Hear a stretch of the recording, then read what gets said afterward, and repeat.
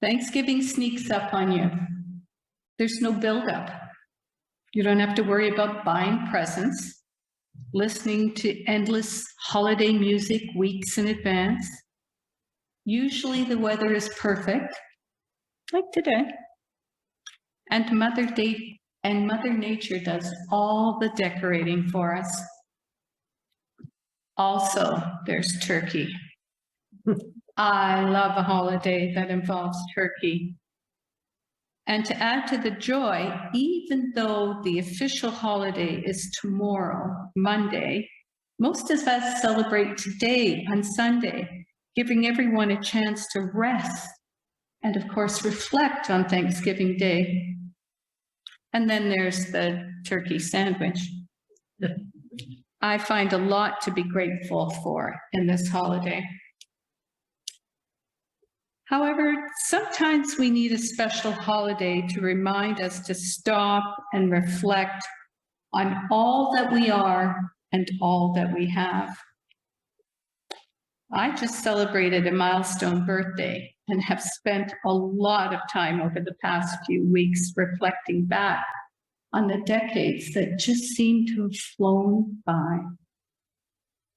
When I look back, I am most fortunate to draw from a deep well of gratitude. The foundation of my well was built by my beloved paternal grandmother. I do not have any memory of my father, as he died when I was just 3. My dear grandmother kept my sister and I close to her and to our large extended family. And you can ask Larry, there are many, many uncles, aunts, cousins, first cousins, second cousins, another third one was just born the other day. My well is deep and continues to be refreshed. I am a baby boomer. That in and of itself will paint a vivid picture for you. Life was good, even for a family of 8 living on a single working class paycheck. What I am most grateful for is that I attended school in the province of Ontario with a premier who understood the intrinsic value of a strong public school system. In that beautiful pink sandstone castle known as Duke of Connaught Public School, I developed a lifelong love of learning.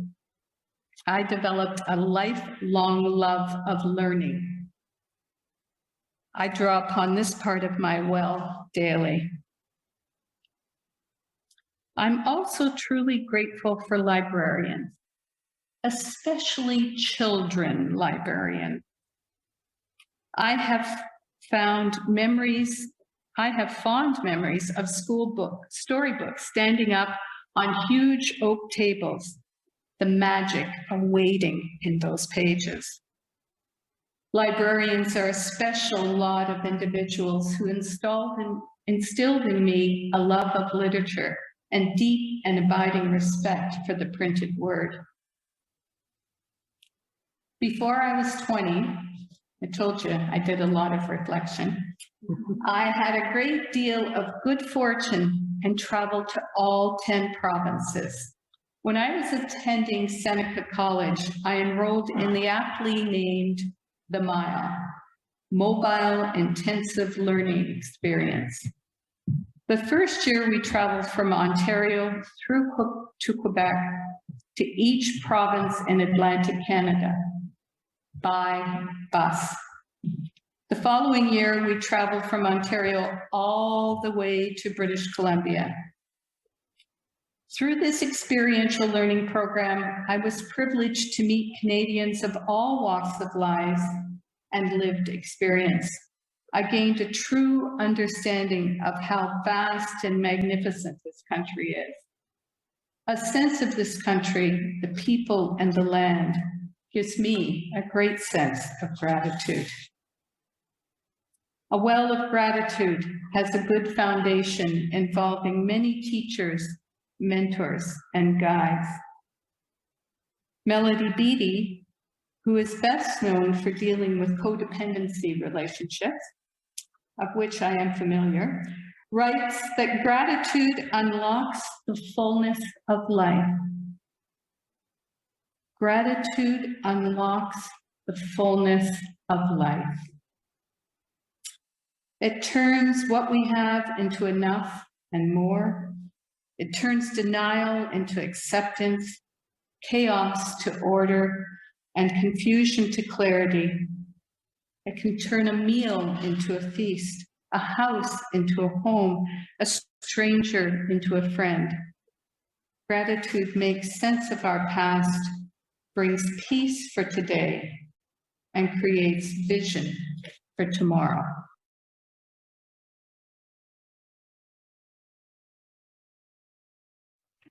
Sometimes we just need to turn on the news to be reminded of our own good fortune. Sometimes we just need a little nudge to be reminded of all that we have to be thankful for. There is a lot to be concerned about these days. Just when we think it couldn't get worse, it does. Just when I think I can't withstand another catastrophe, I do. Being grateful doesn't solve any of the enormous problems of the world. It simply fortifies me and replenishes my reserves. When you experience the feeling of gratitude, your brain releases a combination of dopamine, oxytocin, and endorphins, and it keeps one from being a weeping puddle on the floor. I find in order to sustain my spirit, I have to keep it simple. I heard 'tis a gift to be simple. 'Tis a gift to be free.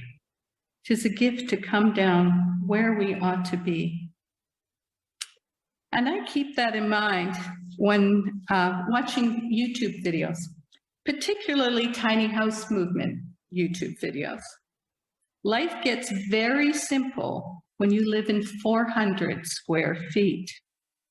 I love how creative people get when planning to downsize into a tiny space, how every square inch becomes usable space.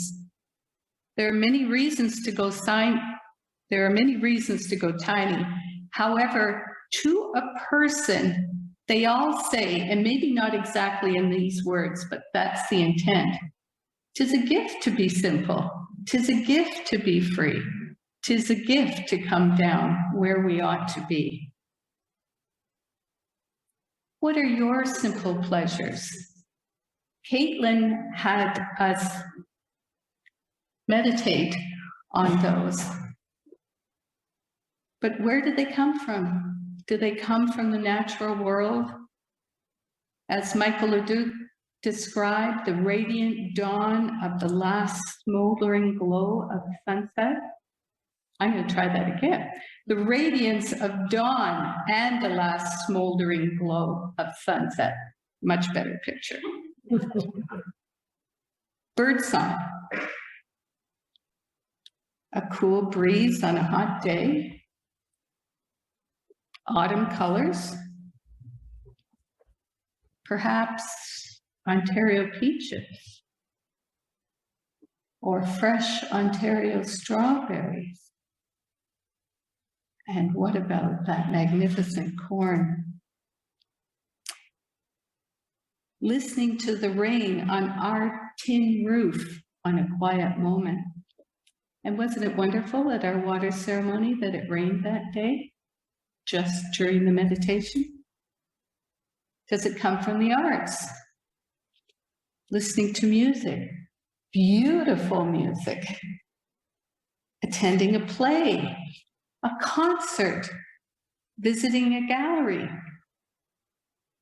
Does it come from being with people, your friends, your family? A smile, a gentle, reassuring touch? Does it come from simply going for a walk around the block?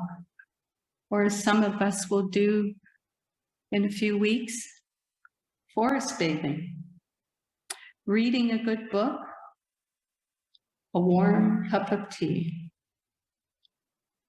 Every day, I tend to my well of gratitude. I sit down most mornings and write in my journal.